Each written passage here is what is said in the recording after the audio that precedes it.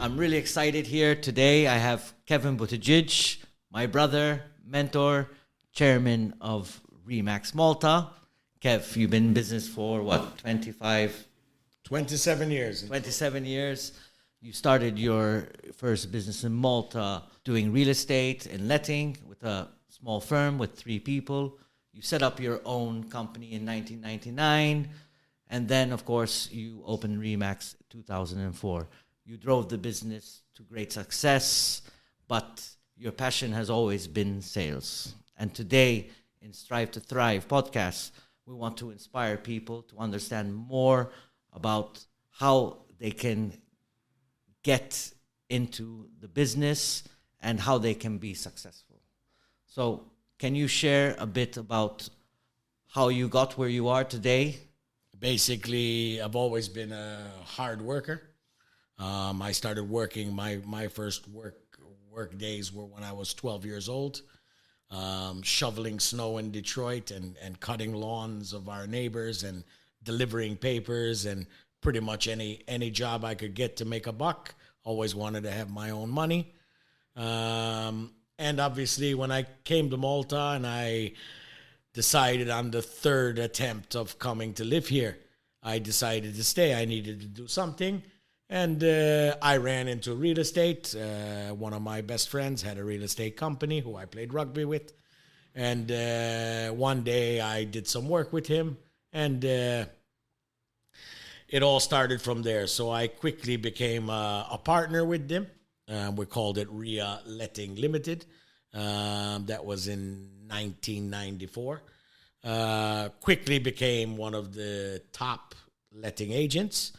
How did I become one of the top letting agents? Basically, I had a lot of energy. Don't forget, back in those days, there were no mobile phones.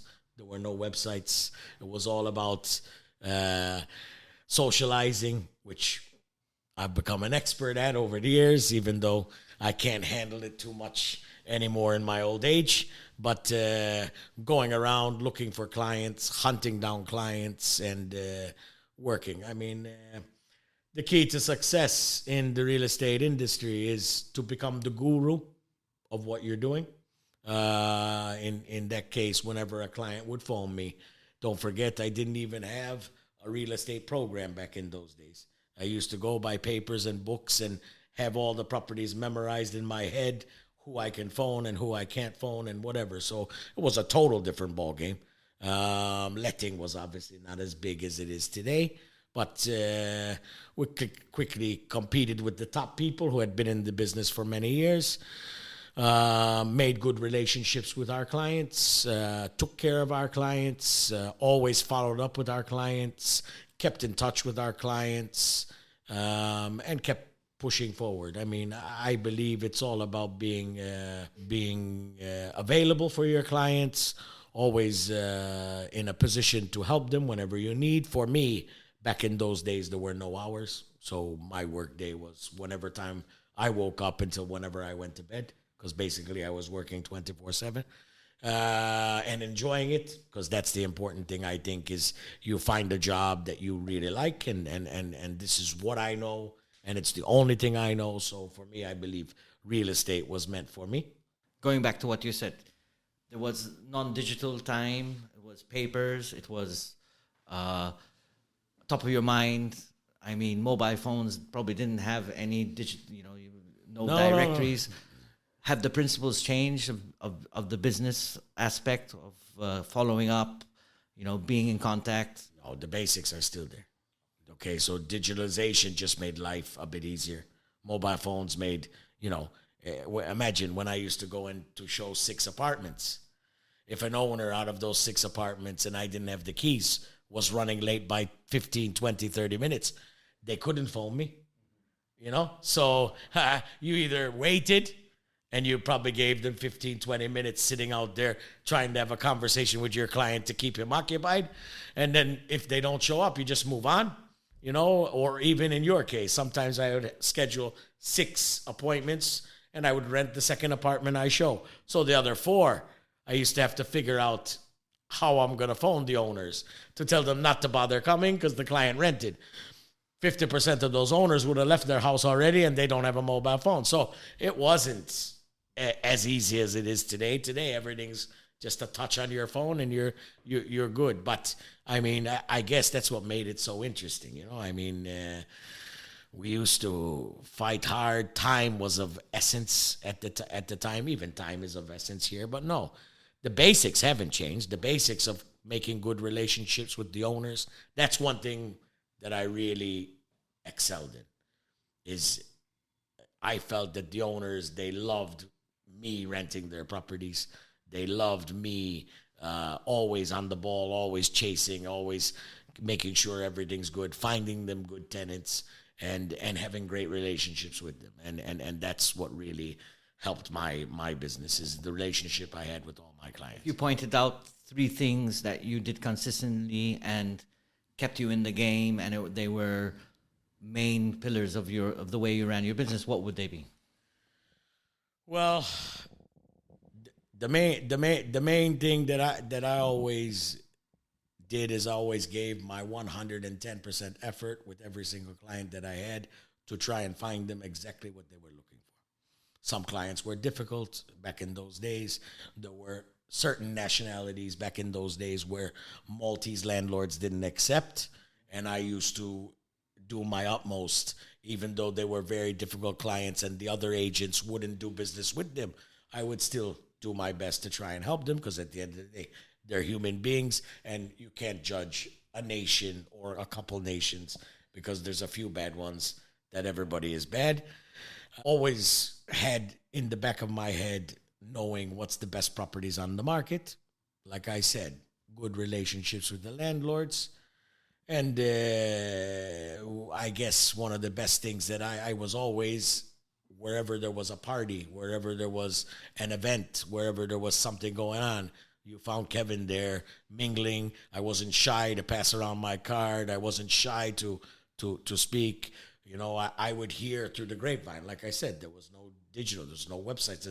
I would hear that someone from the American Embassy is looking for an apartment. I would phone up the American Embassy. Obviously, over there, they're not going to tell you who's looking for an apartment. But then I'd simply, back in those days, send a fax to the American Embassy with a really nice property. And 9 out of 10 times, they would phone you. And then you'd get the client. So always chasing. I mean, nonstop chasing, and being consistent. And that was the key, being consistent. And to fast forward to today, you were global agent of the year in 2018, I believe. Correct.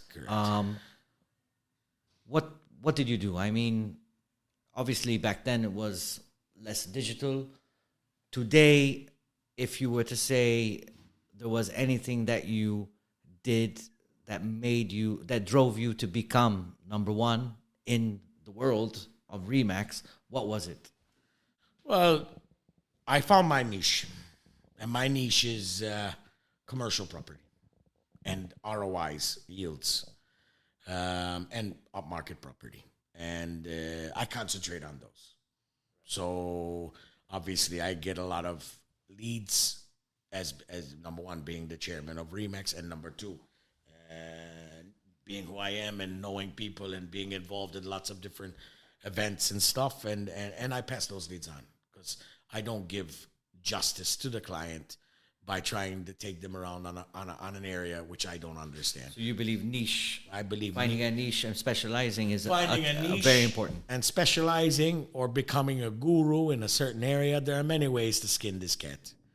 But I believe that, like, for instance, one of the important things in real estate is if you get a lead from a friend of yours and it's not in your area, you can always pass on the referral to an agent who really works in that area. And you know what? Getting 50%, 30% of something is always better than getting 100% of nothing.